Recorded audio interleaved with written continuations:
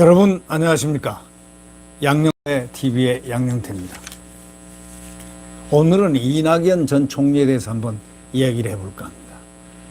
이낙연 총리 겉으로는 아주 점잖게 보이고 점잖은 말만 골라가며 싫은 말은 하지 않고 2년 반 동안 정말 거수기 무난한 총리를 했습니다. 그런데 조금 역한 게 있어가지고요, 제가 말을 안 할 수가 없습니다. 이 더불어민주당 그 이낙연 전 총리가 오늘 말이죠, 민주당이 자기 당을 비판하는 그 칼럼을 쓴 임미리 교수, 연구 교수를 갖다가 선거법 위반 혐의로 이리 고발했다가 취한 그런 사건이 있었을 겁니다. 그런데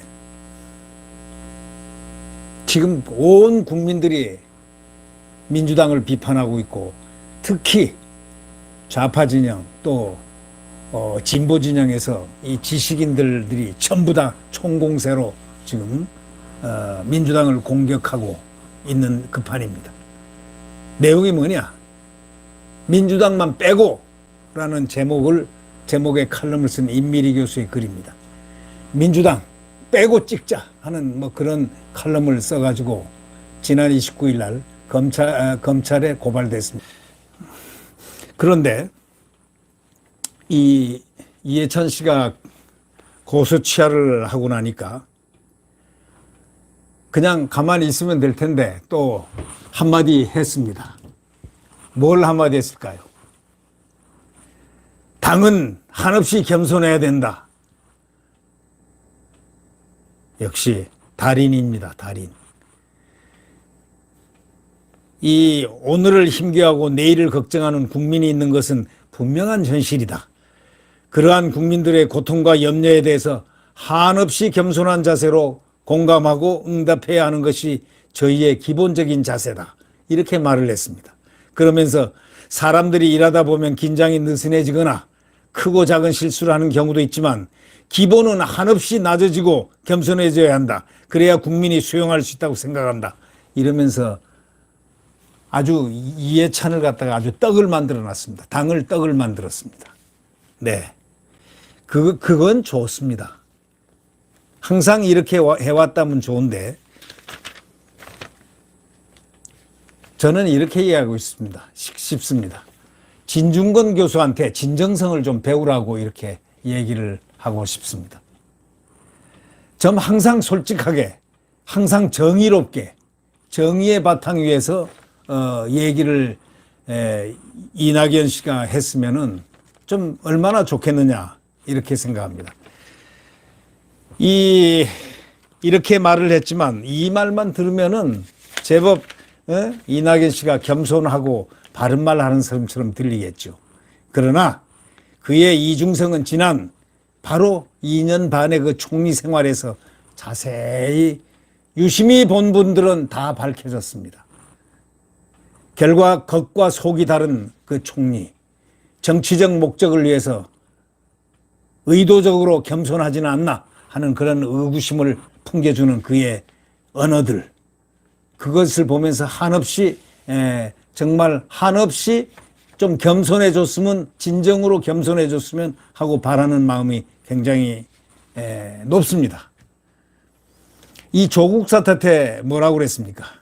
조국집을 압수수색한 정의의 검찰들을 갖다가 압수수색한 애꿎은 검사들을 향해서 왜곡을 했지 않습니까? 남자들이 많이 다 들어가가지고 여성들이 있는 집에서 뭐 밥을 해놓으라니 뭐 밥을 먹고 뭐 그냥 마치 검찰이 폐륜한 일을 갖다가 한 것처럼 그렇게 국무총리 입장에서 그렇게 분노하고 이 얘기를 했다는 사실을 기억하십니까? 그리고 검찰을 꾸짖고, 그게 불과 몇 개월 전입니다. 그 정의롭지 못한 이낙연 당시 총리의 그 모습을 보고 얼마나 붕괴한지를 모릅니다. 저는 물론 얘기를 했습니다. 방송에 나가서 비판했습니다. 이낙연 총리에 대해서. 아니, 또 총리 그만두기 바로 직전 한번 좀 생각해 보시죠.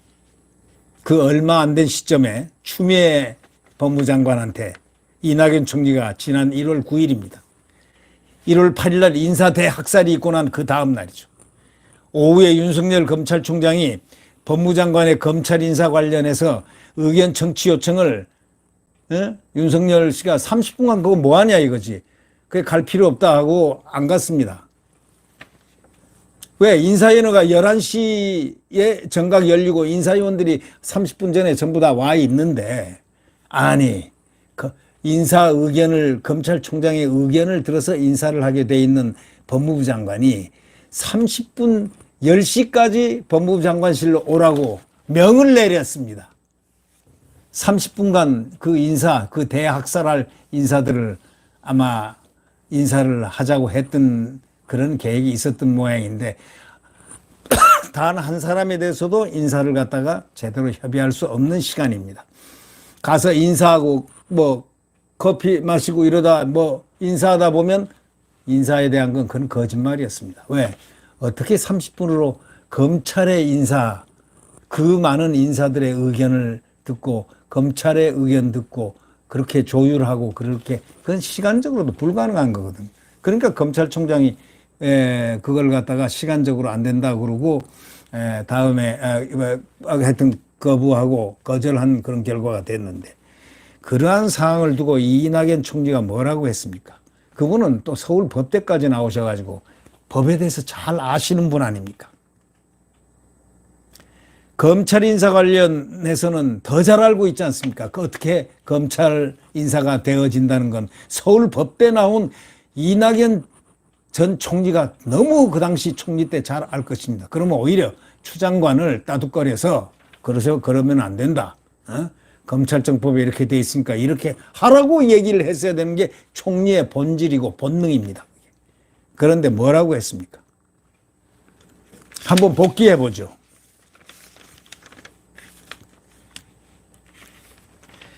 그걸 갖다가 한번 복기를 해보면, 참으로, 재밌습니다. 제가 그때 그 한 얘기들을 갖다가,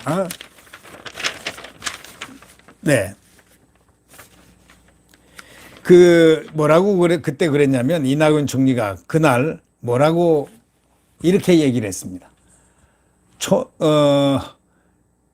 추미애 법무장관이 빨리 어떤 조치를 하라. 그런 식으로 얘기했습니다. 그리고 실행하라. 아주 격분해가지고, 화를 내가지고 그랬다는 그런 말까지 그렇게 들렸습니다. 사실상 그러한 모습을 보고 말이죠. 이 총리의 그 모습, 정말 오늘 얘기한 모습, 임미리 교수에 대해서 겸손한 척 하면서, 겸손하라고 당에다가 충고한 그 모습을 보면서 참으로, 뭐라고 그럴까요? 좀 역하다고 그럴까요? 좀 아니면 어울리지 않는다고 그럴까요? 그래서 제가 한마디 하는 겁니다. 추미애 장관에게 뭐라고 그러셨습니까? 필요한 대응은 검토하고 실행하라. 이렇게 지시했잖아요. 한 사람이 누굽니까? 아니, 인사 학살을 한 사람이 더 문제지. 검찰총장하고, 의견도 듣지 않고, 1월 8일 날 인사 대학살을 한 검찰총장이 아닌 법무부 장관이 문제인데, 검찰총장에게 대응하라고 오히려 법무부 장관에게 필요한 대응을 검토하고 실행하라. 그 지시했던 사람이 누굽니까? 검찰청법이 정한 그 법무부 장관의 의견 청취 요청을 갖다가, 그렇게, 그 검찰총장이 거부한 것은 공직자 자세로서 뭐 유감스럽다느니 또 법무부 장관은 검찰 사무의 최고 감독자라느니 잘 판단해서 이번 일에 필요한 대응을 검토하고 실행하라. 이렇게 지시하지 않았습니까? 그 당시 검찰총장이 30분 전에 법무부 장관실에 오라는 그런 그의 말대로 명을 받고 만약에 갈 수가 현실적으로 인사 문제를 의견을 개진할 시간이 그게 된다고 생각합니까? 또 지금까지 검찰총장은 제3의 장소에서 법무부 아닌 다른 데서 만나서 다 사전에 인사는 조율하고 검찰국장과 등 여기 해당 대검 차장과 인사를 조율하고 그 다음에 대충 조율된 상태에서 검찰총장과 법무장관이 만나서 원래 인사를 하던 것은 그는 수십 년의 관행이었습니다. 함에도 불구하고 또 검찰청법에 그렇게 나와 있죠. 공정성을 위해서. 근데 이낙연 총리는 지금도 검찰총장이 법무장관의 상명하복 관계의 부하라고 생각하십니까? 허영 경희법대 법학전문대학원 교수 석자 교수께서 거의 대한민국 헌법의 태도입니다. 그분이 뭐라고 했습니까? 검찰과 법무부의 관계는 상명하복 관계가 아니고 견제와 균형의 관계라 이렇게 얘기했지 않습니까? 그럼 서울 법과대학 졸업하신 분이 누굽니까? 이낙연 총리 아닙니까? 전 총리 아닙니까? 또 윤석열 서울총장의 법대 선배 안 되십니까? 그러면 최소한 법감정은 동일했을 거 아니냐 이게. 법은 법 조문에 의해서 움직여야 되니까. 근데 추미애한테 필요한 대응을 검토하고 실행하라고 화를 내면서 그렇게 얘기를 했어야 되는 겁니까? 그러면서 검찰청법이 정한 법무부 장관의 의견 청취 요청을 검찰총장이 거부한 것을 공직자의 자세로서 유감스럽다. 이어서 법무장관은 검찰 사무의 최고 감독자로서 잘 판단해 이번 일에 필요한 대응을 검토하고 실행하라. 이렇게 지시를 한 사람이 바로 이낙연 총리입니다. 저는요, 이낙연 전 총리가 이번 임미리 교수의 사건을 보면서 참으로 가려워서 뭔가 가려운 느낌을 받았습니다. 네? 오늘을 힘겨하고 내일을 걱정하는 국민이 있는 것은 분명한 현실이다. 그러한 국민들의 고통과 염려에 대해서 한없이 겸손한 자세로 공감하고 응대해야 하는 것이 저희의 기본 자세라고 생각한다 하면서 당을 비판했지 않습니까? 당은 한없이 겸손해야 한다 이렇게 얘기를 했지 않습니까? 그러니까 결국 뭐냐? 시류에 편성해서 자기의 모습을 최대한 값을 올려서 어떤 목표를 달성하고자 하는 그 정치력에 대해서는 제가 존경을 합니다만은, 그러나 그런 정치력, 그렇게 하는 것을 가치의 본질로 아는 분도 있지만, 정치라는 것은 정의가 바탕이 돼야 되고 공정이 바탕이 돼야 되고 그리고 평등이 바탕이 돼야 됩니다. 이런 바탕을 갖다가 정의롭고 공정스러운 그런 총리로서의 역할을 과연 했다고 생각하십니까? 그런데 나와서 당을 또 어떻게 그렇게 비판할 수 있습니까? 그것도 앞으로 선대위원장 한다는 그런 말들이 많은데, 소문에 의하면 그렇게 저는 이해찬 대표가 근본적으로 잘못했다고, 100% 잘못했다고 생각합니다. 이해찬 대표는 지금도 누가 그랬어? 누가 고발했어? 아니, 자기 이름으로 자기가 고발해놓고 그렇게 얘기하는 민주당 참 딱하죠.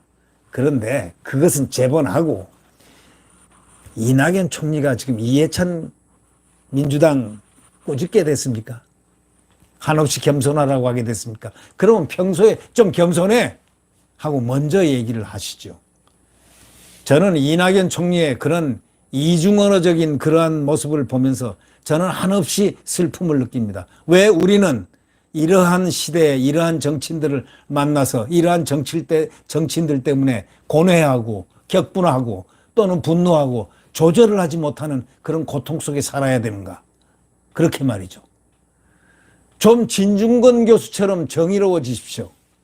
그리고 정의로운 말을 하십시오. 국민의 편에서 정의롭게, 그러한 이낙연이 되시기를 바라는 뜻에서 이제 간지러운 몸에 두드러기 날 법한 그런 이야기들은 안 해주셨으면 하는 마음이 깊어서 안 하고야 말 그런 말인데 하고야 말았습니다. 죄송합니다. 구독 버튼과 엄지를 눌러주시면 감사하겠습니다. 안녕히 계십시오.